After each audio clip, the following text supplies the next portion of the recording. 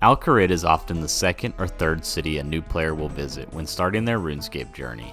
In the last series, I built a scale model of the iconic town of Lumbridge, and you guys voted that I continue modeling southeast to the desert, so in this series I will be building and attaching a 1:192 scale model of Kharid. I determined this scale during the last series by assuming that my character in-game was approximately 6 feet tall, and then using him as a way to measure the buildings and find the size of a tile, which I determined to be 4 feet by 4 feet. I then wanted to scale this down to a 1/4 inch by 1/4 inch tile on the actual model, hence the 1:192 scale. This model will be 72 tiles wide and 80 tiles long. This will allow the model to be attached to Lumbridge and will encompass the main part of the city while keeping the model to a manageable size. In this episode, I will be explaining the modeling process, as well as delving a bit into the lore surrounding this desert city. So go ahead and grab a Slayer task or find something to AFK while you watch. I started by cutting out the general shape of the house with my hot wire foam cutter.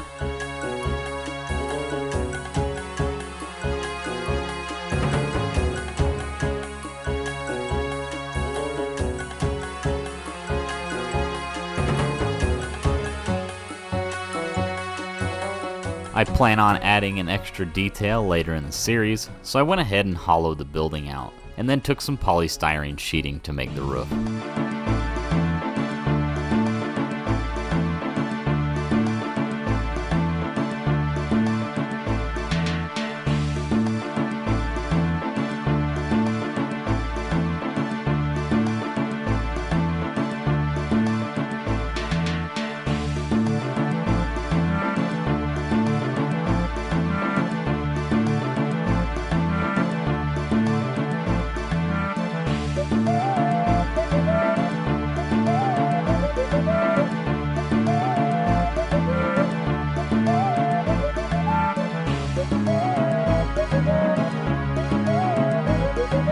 And to finish the main structure, I added some small strips of foam to make the parapet.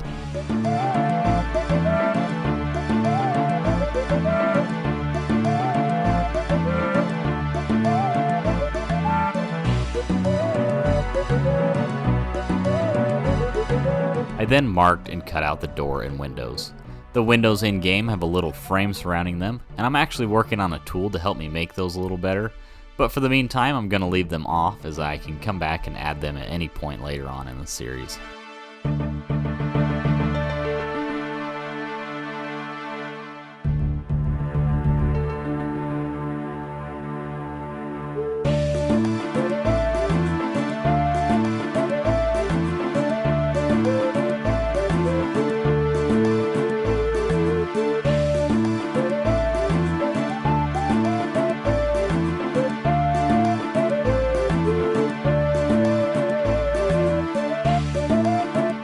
Next, I took some polystyrene rods and cut out a total of 48 vigas, which are the exposed beams on adobe buildings.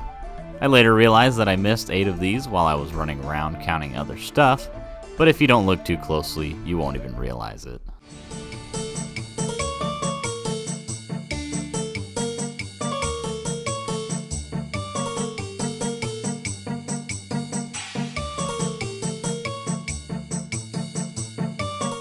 I marked out where each viga went with a sharp pencil, but this ended up not being that effective, so I just ended up gluing them on freehand. I was originally excited to make these buildings as I wasn't going to have to cut and emboss literally thousands of bricks again, but they are proven to have their own challenges that you don't really think about until you actually start to make them, such as the hundreds of vigas I will have to cut out to finish all of these buildings.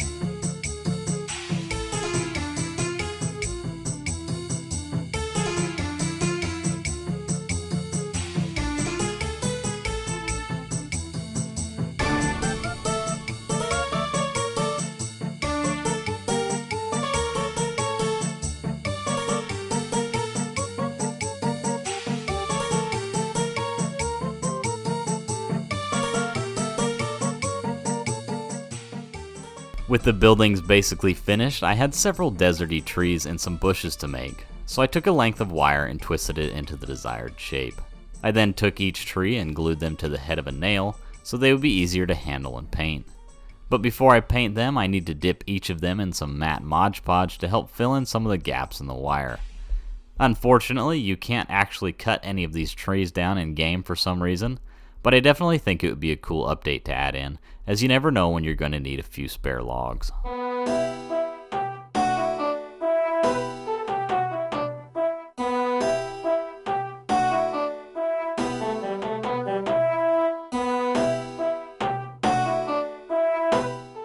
While those dried, I made a couple vendor stalls out of various pieces of polystyrene. As you can see, this took a lot of finicky gluing, but they ended up looking pretty good.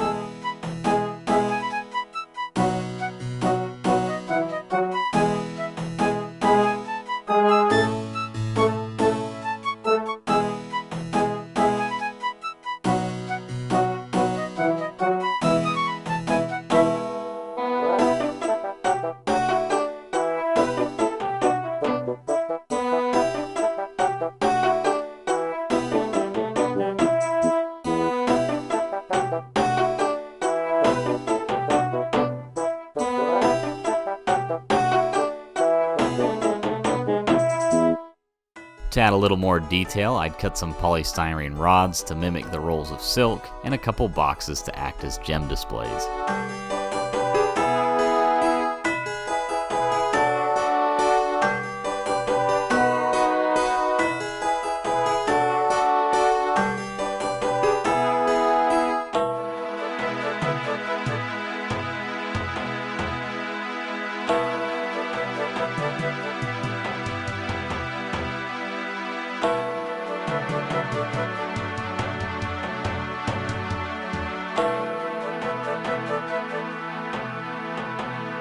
With the stalls built, I took some modeling clay and made a bunch of little cacti.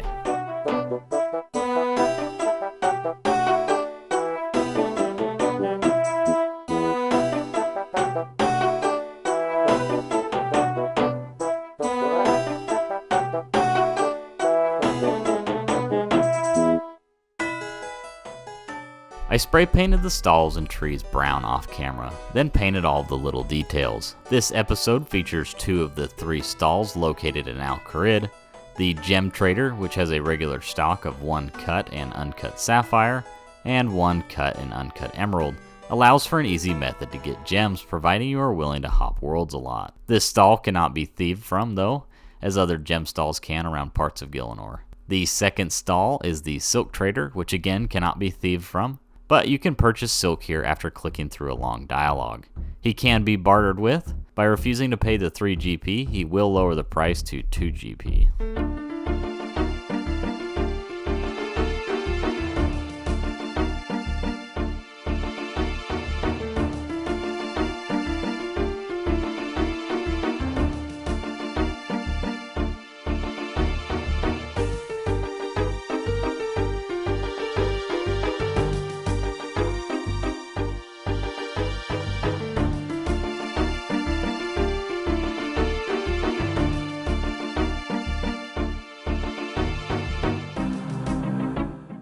I think they ended up looking pretty good considering they're only about a ½ an inch tall.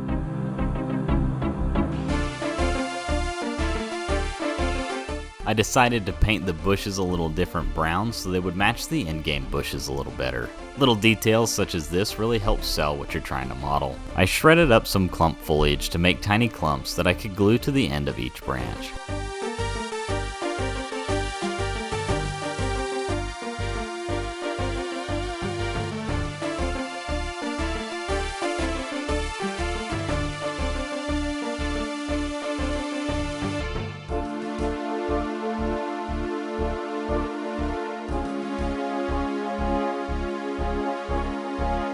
So I tried to make some camels out of clay, but they ended up looking like deformed stegosauruses. Unfortunately, I deleted the footage before realizing you guys probably would have wanted to see that. But anyways, I fired up my resin printer and was able to successfully print several camels.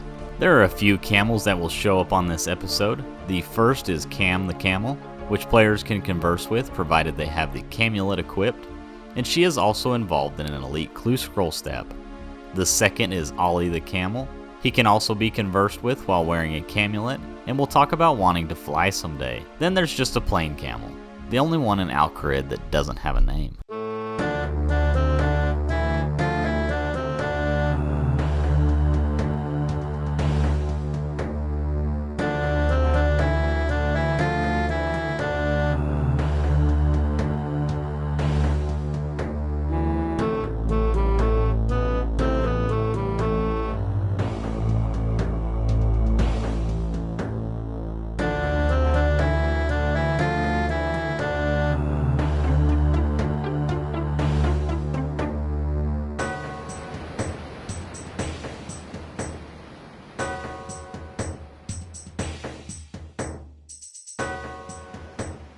With all of the odds and ends painted, I decided to start adding them to the model.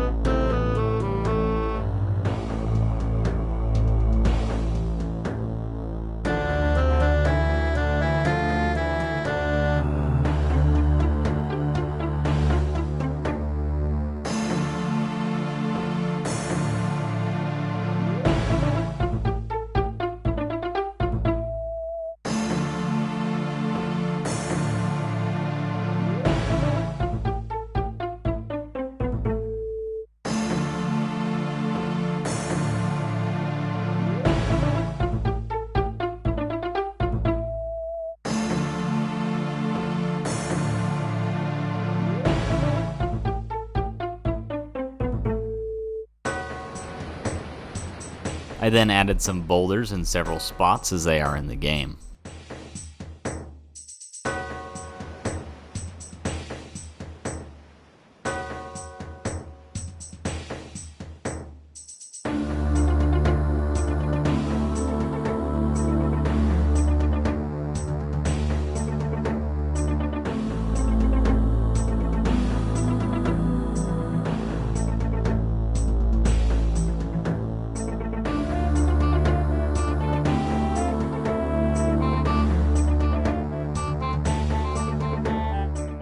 Moving back to finish the house, I carved out the curtains that make up the door, before coating the whole building in some matte Mod Podge to help strengthen and protect the foam.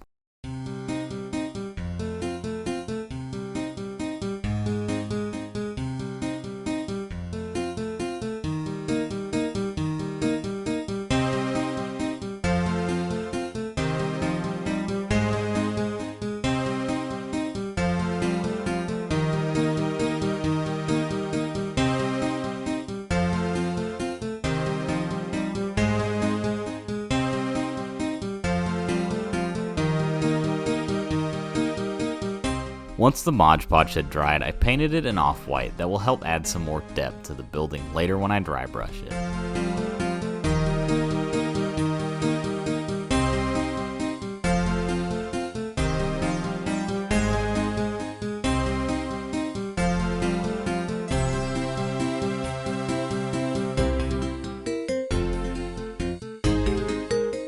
While that was drying, I built the Gnome Glider out of polystyrene sheeting and some polystyrene rod.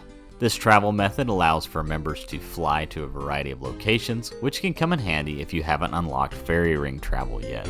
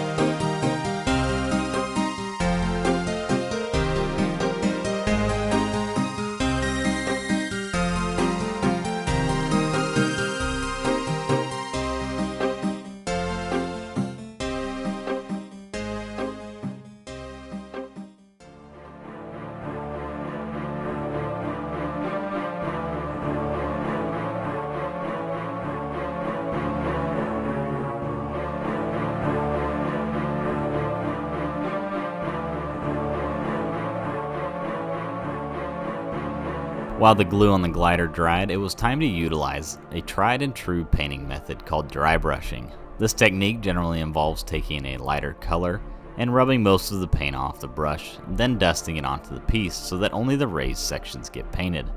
I ended up using a pretty heavy dry brush as I wanted the building to mostly be white when I was finished.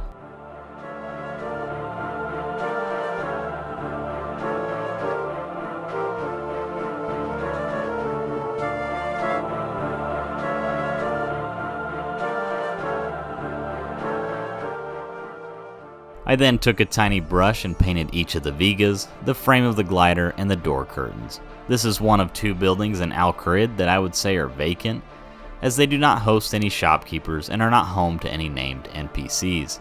This building does have a cooking range, but I'd be surprised if anyone has ever actually used it, as there is one more conveniently located next to the bank and the kebab shop. Let me know in the comments if you've ever cooked anything on this range.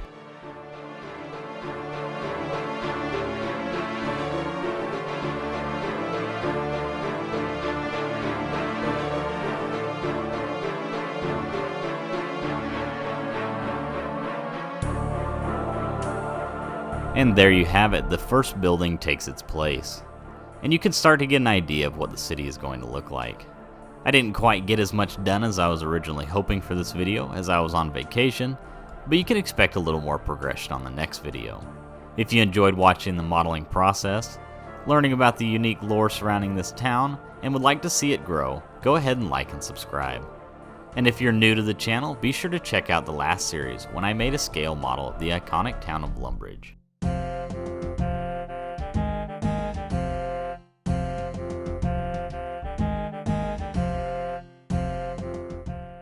Background mark here. Like I did for part 1 of the Kharid series, I linked the raw footage for part 2 in the description box.